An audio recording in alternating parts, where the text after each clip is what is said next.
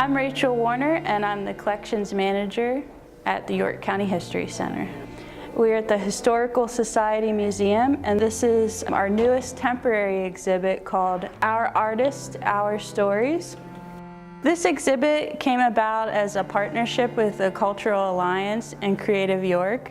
We change this gallery out about every 6 months, and we wanted to take the opportunity to bring out some pieces that have not been shown before.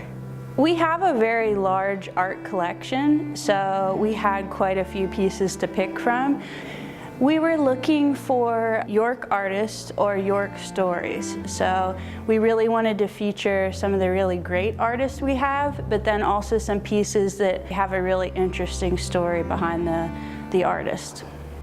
These two paintings are by Stephen Etner, and they are actually on loan to us. Etner was actually born here in York, Pennsylvania, and he's the grandson of S. Morgan Smith.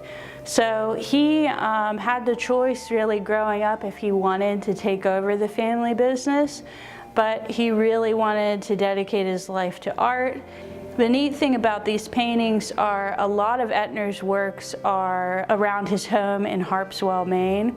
He spent most of his adult life in Maine, but there's very few York scenes that we know of, so it was pretty special to get these two. And they're actually both looking down Market Street, but in different directions in 1934. One of my favorite details are that you can still see the streetcars running in them. The streetcars stopped running in York in 1936. And another interesting little bit of information about these, they were actually painted from the 7th floor of the Yorktown. Etner was very fortunate that when he was in his 20s, several of his paintings, he was able to get them into some really important galleries in New York City.